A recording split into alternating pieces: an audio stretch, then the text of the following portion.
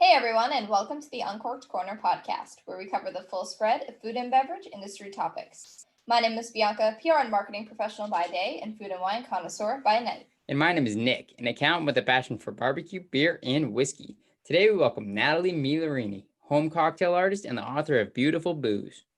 In this episode, Natalie takes us on her travels and toasts around the world, shares her number one tip for making your cocktails at home, and chats with us about cognac, whiskey, and other not-to-miss spirits that bring cocktails to life. If you enjoy this podcast, don't forget to subscribe, rate, and review wherever you listen to us. With that said, let's welcome Natalie to the show.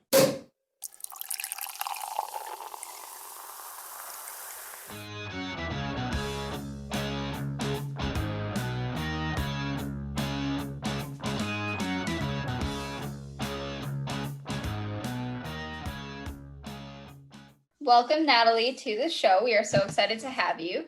If we can have you start just by introducing yourself and kind of giving us a little bit of background. I know you have a pretty interesting background on how you got involved in the industry and kind of into what made you write this book.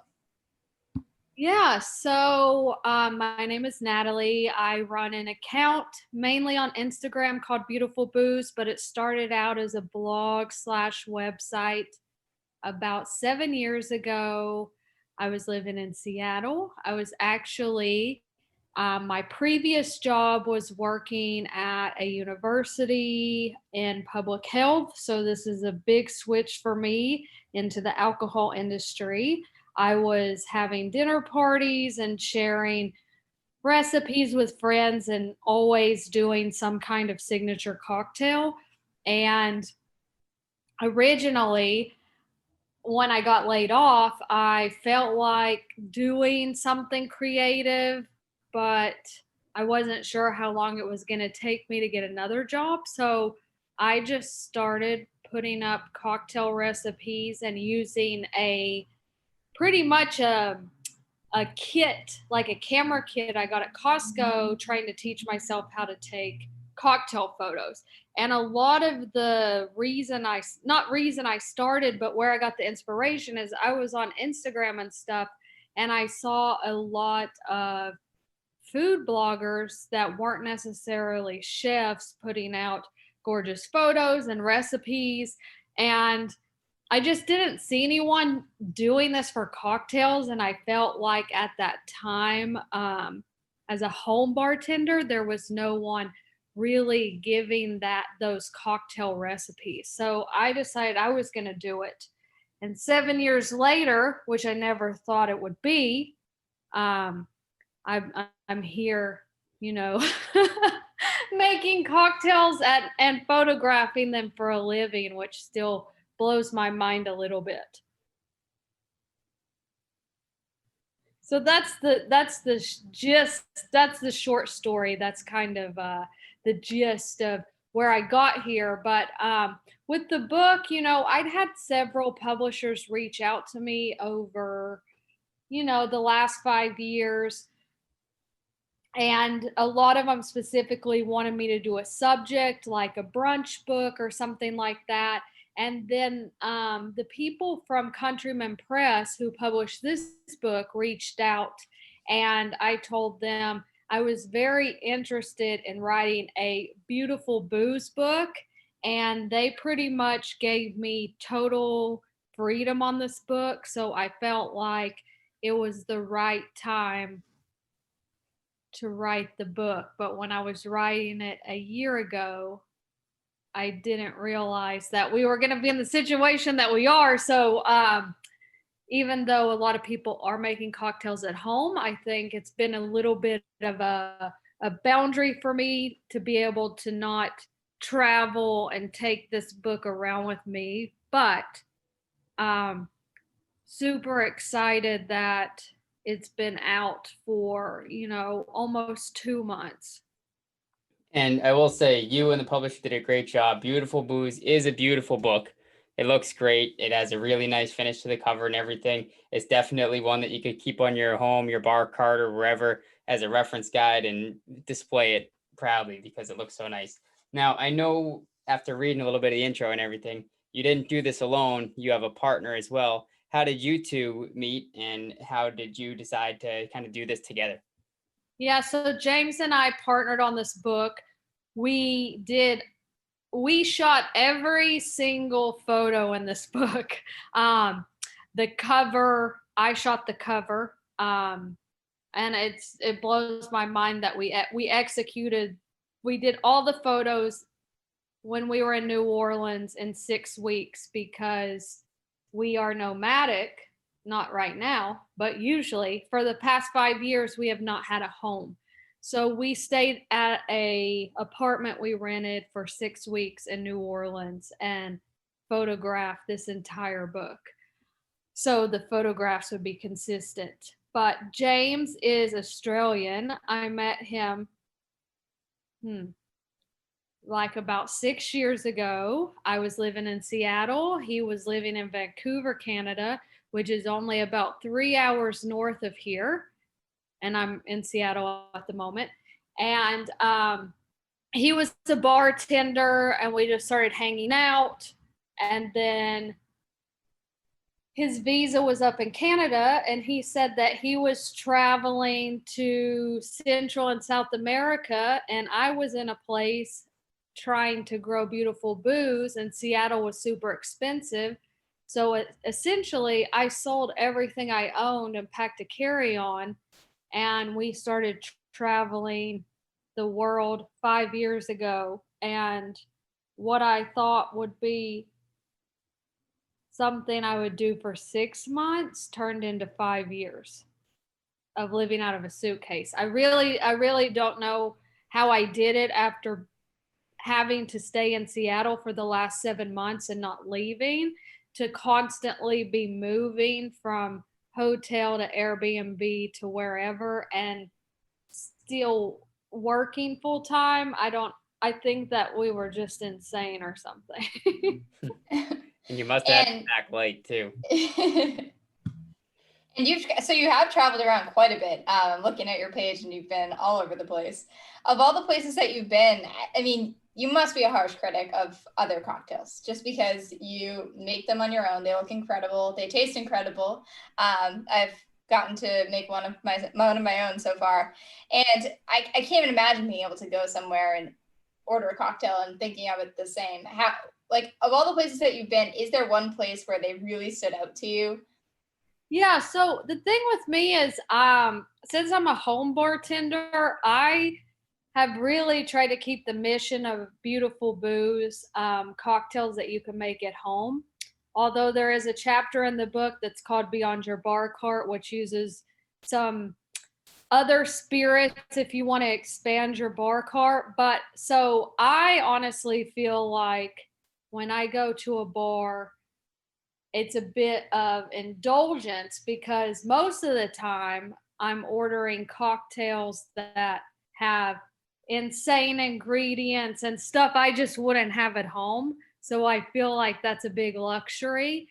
But I will tell you that places like Singapore and Japan really take bartending next level. I don't know how else to put it. Like in Japan, the perfectionism is an experience. Watching a bartender make a cocktail there, watching them shake a cocktail, watching them mix a cocktail, it just blows my mind. It's unlike anywhere else. I mean, they train, I think, like 2 years just to make perfect ice, and then they expand from there. So when you have a cocktail in Japan, everything is the best of the best. So I really enjoyed that experience. Places like Singapore are really innovative. I did an Asia bar crawl right before COVID and went to Taipei, which I'd never been to before. And they have a lot of bars that had just recently opened. I went to one that was a space bar, and it sounds like a gimmick, but they had very upscale craft cocktails that were space cocktails. So that was really interesting and fun and cool, and just the whole experience is like better than the next. Now, when you go to these places, do you always look at a cocktail menu or bar menu, for example, and choose one, or do you ever just give the bartender kind of free rein and you surprise me, bring me something fun? I usually like the bartender to make me something, but I did get on this kick, and I talk a little bit about it in the book. My favorite cocktail, and I used to not say this, but now I'll say this, is the daiquiri because I like how it's so simple.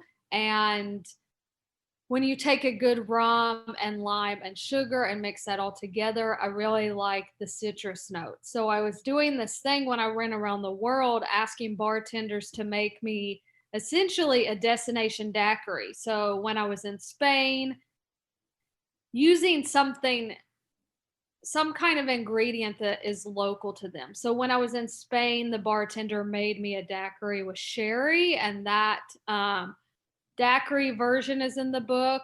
And that was really good. In Czech Republic, they made me a really interesting one.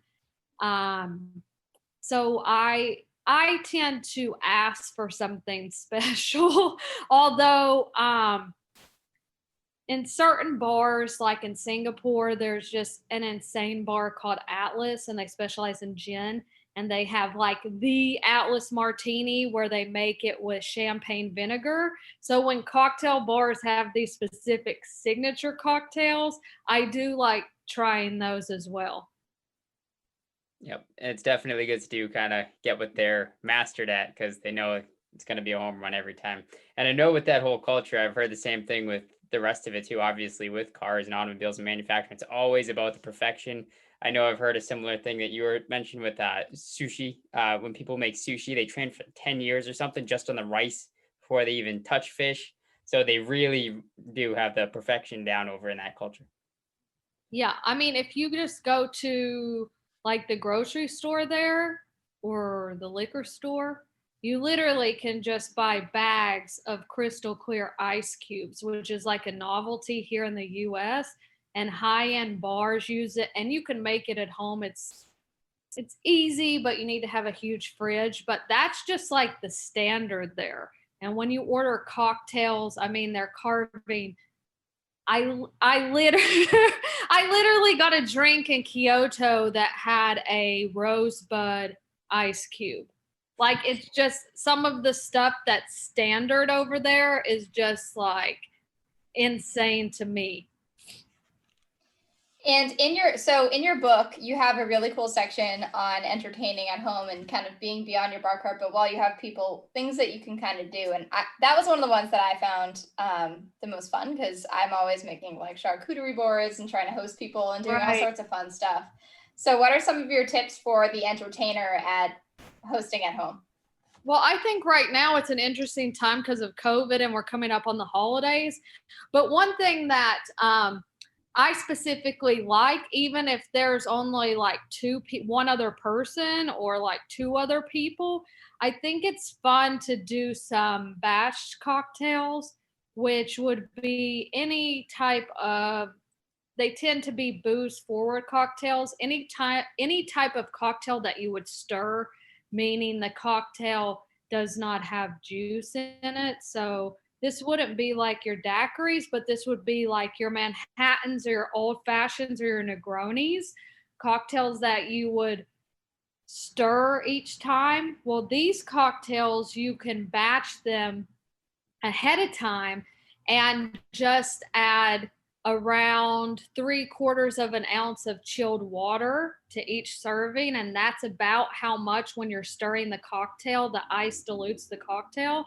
So I think that's really fun to batch those cocktails. So when everyone's hanging out, you're not stirring a cocktail the whole time. You can just pour them over ice and everything's done ahead of time. So, like, with the Negroni, it would be just stirring the three ingredients together with a little bit of water. And you can batch 3 or 4 or 5 or 6 servings of those into a bottle and just drink them right along without having to think about making them. And you could do like Manhattans or old fashions, the same technique. How far ahead of time would you typically batch those? Just right before, right at the beginning of the party, or do you ever do bigger batches, like maybe make a gallon of something and store it? Yeah, I mean, you can definitely, because it's alcohol and it doesn't have juice, it's not going to go bad. So you can make it how as far ahead of time as you want.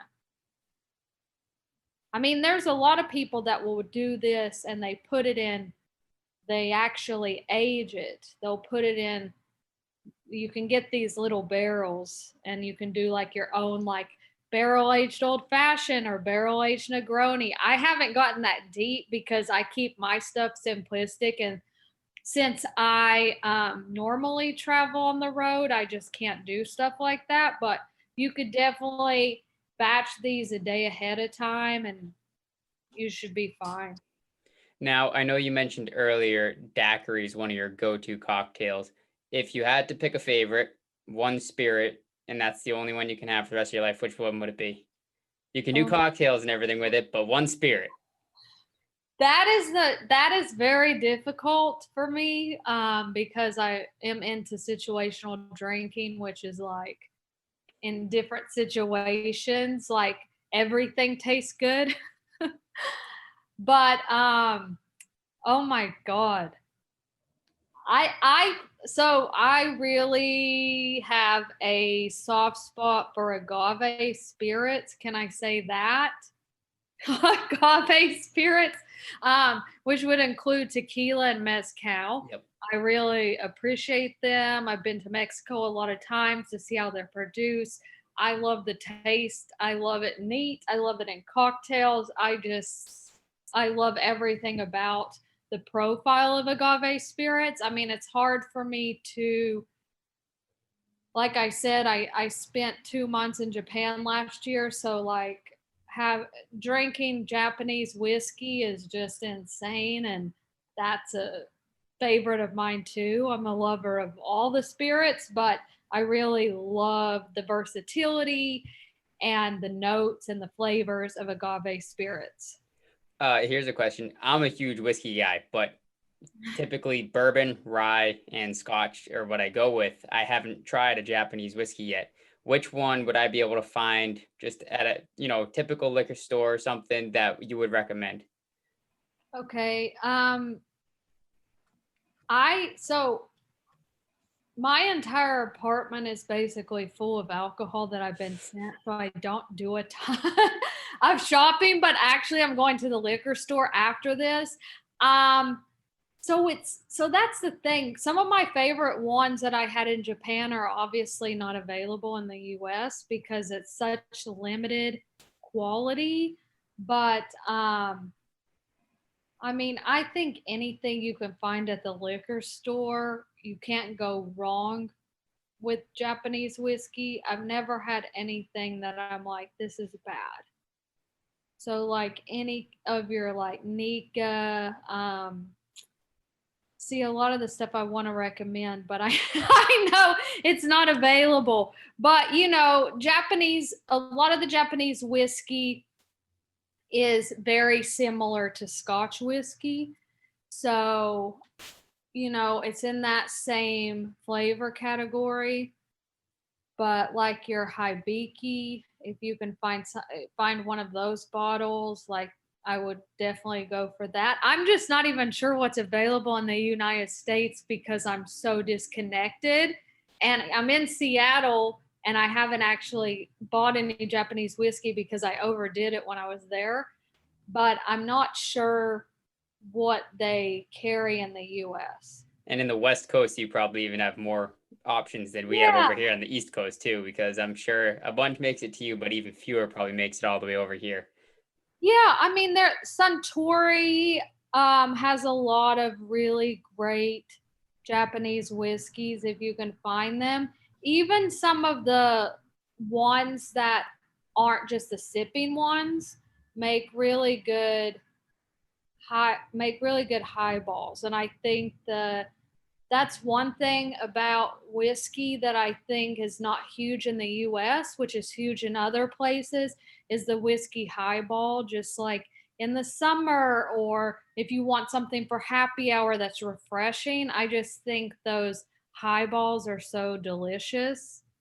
If you don't want to go just like straight whiskey, I think it's like an something that people don't think about. They think about having like an old fashioned, but they don't think about having like a long serve of like a Japanese highball. And when you have one of those, it's just, you're just like, this is so delicious. I can't believe I've never made one of these at home. It's literally 2 ingredients.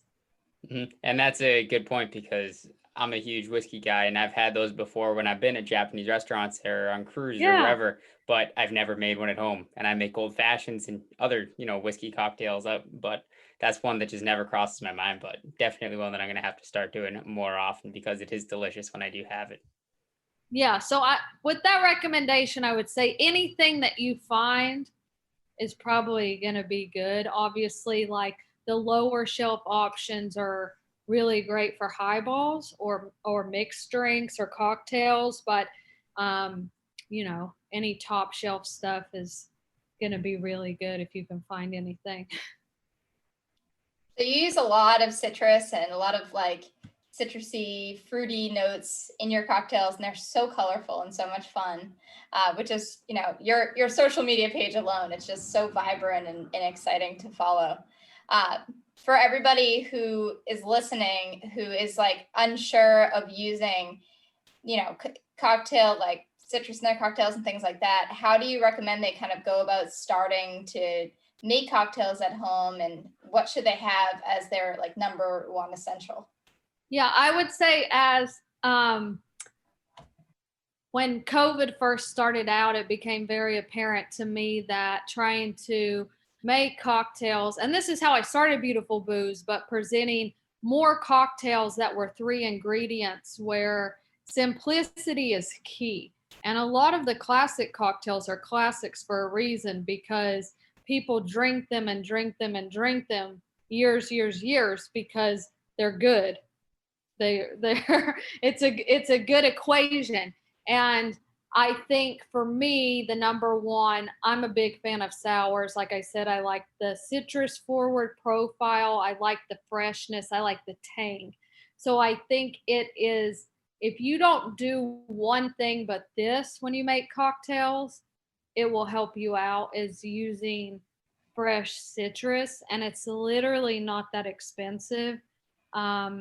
You can upgrade your cocktails just by using fresh citrus. And I don't know what I was doing before I started Beautiful Booze, but I had this aha moment when I made a fresh margarita with fresh lime juice. I guess I was using a mix or just the bottled citrus at the store, which tastes nothing like the real citrus. And I don't know what happened. I made it, and then I took one of the limes that I cut in half and I smelled it. And this seems so like hippie-ish or whatever, but I was like, oh my God, this lime has like flavor notes of coconut and all of these things. And it blew my mind. And I was like, I can't believe I wasn't using this before, but I don't know. I think the fresh citrus is so awesome. And what I've been trying to do during quarantine is be more sustainable with that. So when I'm making a citrus cocktail, whether I'm using grapefruit, lemon, lime, oranges, I try to peel off the citrus peels and use them as garnishes, just to try to use every single part of that citrus. And sometimes I forget, I cut the lemon or the lime in half, and then it's much harder to peel the stuff off. But if you do that, then you're able to be a little bit more sustainable and use, the citrus peels have so much oil in them. So using them to express the oils over your cocktails or using them as a garnish is a great tip. So that's pretty much my number one tip for making cocktails, is using fresh citrus juice. It is seriously a game changer. And the first cocktail that I made from your book that I have in front of me, which is now kind of blended, but I made the Frolicking in the Fields. And the reason I made it was because that's the only one I have the ingredients for right now. I have not stocked my bar cart. But I made it with a freshly squeezed lemon, and it's really, really good. But I love pretty much anything sour. Nick knows I love sour beers, sour candy, sour everything. This in the book, it says it's your take on the New York sour. So Yeah. do you have a lot of options for sour lovers in the book? Yeah, so I'm obsessed with sours, obviously, and there's a whole chapter devoted to sours. And with the New York sour, I really love it. The original recipe, I believe, calls for rye, which if you drink rye, it has a very spicy kind of notes to rye. And I mean, I really love rye, but I feel like when I use cognac, it's so delicate. I've been to Cognac and I can't believe they take like 100 eau de vies, thousands of eau de vies, blend them together to make a product. It's a very special product. To me, it's a very delicate product. And I don't know. I think because it comes from grapes and then the wine comes from grapes, it's just the balance is there. And I do love a good New York sour, but all of these sour recipes as well, you can, typically a New York sour has an egg white in it. And for this one, it doesn't for the Frolicking in the Fields, but a lot of them in the chapter do have egg whites. But all of these cocktails are really good without the egg white. It's just a personal preference.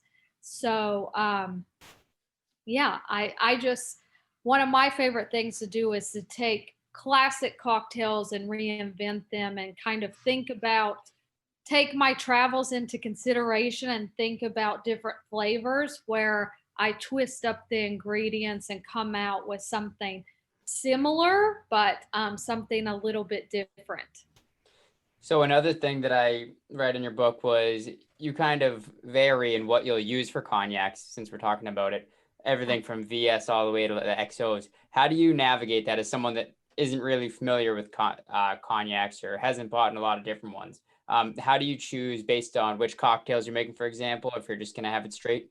Where do you go in that line on the grade of it and maybe some typical brands that you might gravitate towards? Yes, so I think that cognac is something that people are intimidated by.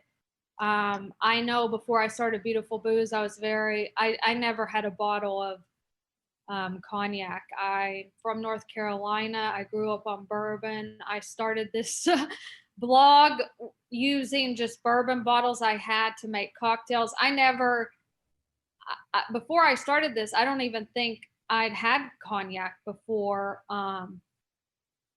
It's intimidating. You have no idea when you walk into a liquor store. There's so many brands. Yes, it can be expensive. You don't know what to get. La la la. So for me, I try to, when I go to different places and I'm tasting cognac or tequila or whatever it may be, coming from like not like a bartender perspective but somebody who knows nothing. I try to think of it and use that perspective when it comes to explaining stuff to people or using it in cocktails, where it doesn't have to be that pretentious and it doesn't have to be complicated. And for me, a lot when you go to cognac, a lot of producers and stuff will make cocktails with VS. VS is kind of the starting point for cognac. I particularly like VSOP um, for cocktails because I think it adds some more notes. And then XO, I wouldn't necessarily recommend using XO for a cocktail. I think it's just so many like special things about it that I think it's best for sipping. But obviously, if you You can make a cocktail with literally whatever you like or whatever you want. I just wouldn't recommend it. I think it's going to get lost in a cocktail. All of those flavors that you want to get from an XO are kind of going to be covered. So I think when you take something a little less delicate, like a VS or a VSOP in a cocktail, you're really going to elevate that liquid and use corresponding flavors in the cocktail to really bring out those notes so that you can taste the cognac, but you also have a well-rounded, balanced cocktail. So for people thinking about making like cognac cocktails at home, I would specifically recommend making classic cocktails like the Sidecar, because these classic cocktails that were originally made with cognac have been tried over and over and over again, and they have been made over and over and over again by bartenders, and the profile in these cocktails specifically fit with cognac. And for example, people love, and I love, a French 75, which if you go to a bar today, not every single bar, so people don't quote me, they will make a more modern take on a French 75 using gin. But a lot of the classic cocktails that are made with gin now were originally made with cognac. So the French 75 was made with cognac. So if you go to the French 75 bar in New Orleans, you can get that French 75 with cognac. And I think when you take cognac and you add some lemon juice and you add some sugar and then you top it with champagne, it's very similar to the Frolicking in the Fields. Not identical, but you're taking the same ingredients, just presenting it in a different way. I think the outcome is really great because these cocktails have been made for years and years and years. So I would just start and just pick out a bottle of VS or VSOP and just kind of work your way through some of those classic cocktails. And you also mentioned in there you have a lot of experience with bourbon. What's your favorite bourbon? Oh my God. It's very difficult to pick favorites. It's very hard for me to do that. I do always have Maker's Mark. I think it's a versatile bourbon for cocktails or sipping, and that's what I've been really trying to tell people. Like, for example, even with the cognac, if you can't afford to do it, like getting a VSOP, because like it's going to be really great in cocktails, but then you can also sip it. So trying to think about if you can invest in those spirits that you can sip and make cocktails, I think it's great.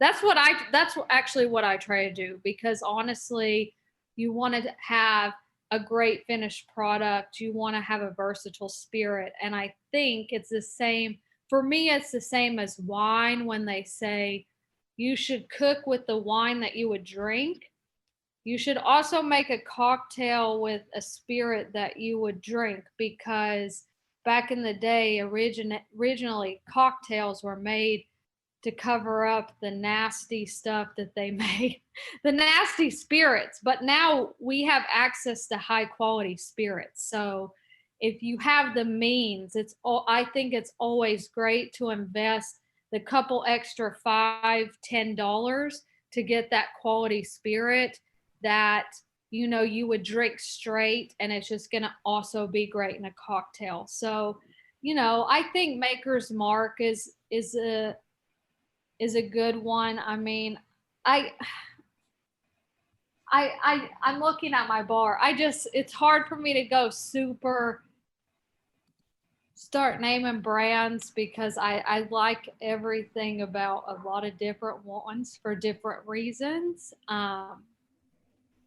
So that's kind of my thing. In terms of cognac, a lot of the stuff that I've tasted in cognac isn't necessarily available over here, like my favorites, but some of the name brand cognacs like your Martell or your Hennessy have really great products. And you got started on social media. So having been on social for so long, what are your favorite beverage brands to follow? Taste aside. Oh my God. That's definitely a hard one too, because I probably follow everyone to see what they're doing. You know what? For me, it's kind of interesting to see what liqueur brands do because they're not base spirits. So it's interesting to see the kind of cocktails and the content that they do, like um, your Aperols or your Campari. These are all in classic cocktails, but do they stick to doing the Aperol spritz and all their content, or do they go and try to put it in different cocktails? And I think for the most part, a lot of these brands do a lot of the classic stuff, but in my book, I've taken Aperol and put it in a margarita. It's also interesting to see what obviously wine and champagne and sparkling wine brands do as well, because you have this one product. Do you just market it plain or do you do cocktails? And you see people doing stuff all over the board. And one last question for you. Where can everyone find your book? So I have a link in my Instagram or on my website, which is Beautiful Booze. The website's www.beautifulbooze.com. It's basically everywhere books are sold: Amazon, Barnes and Noble, independent bookstores. I haven't actually seen it in person on the shelf anywhere, but if you Google it, there's a lot of places that carry it now that we're a couple months out. And where can our listeners find you online and on social? So on Instagram, it's at Beautiful Booze, Facebook, Twitter at Beautiful Booze. My website again is www.beautifulbooze.com. So 7 years ago, I was able to secure all Beautiful Booze across the whole sector. And for everyone who's listening, who is interested in the book, it will be linked in the podcast description. So you guys can grab it for yourselves. Awesome. So, well, thank you for taking the time to talk to us. We had such a great time. I can't wait to get in and try some more of these cocktails. Tonight, my cocktail of choice was water, but that won't stop me. I will be getting in to a lot more of them. So thanks again. Cheers. Cheers. Yes, thanks for having me. Cheers. Be sure to follow us on social at Uncorked Corner and on the blog at uncorkedcorner.com for a taste of more food and beverage content. And if you enjoyed the show, don't forget to leave a comment, subscribe, rate, and review on whatever podcast platform you prefer. Thanks for listening.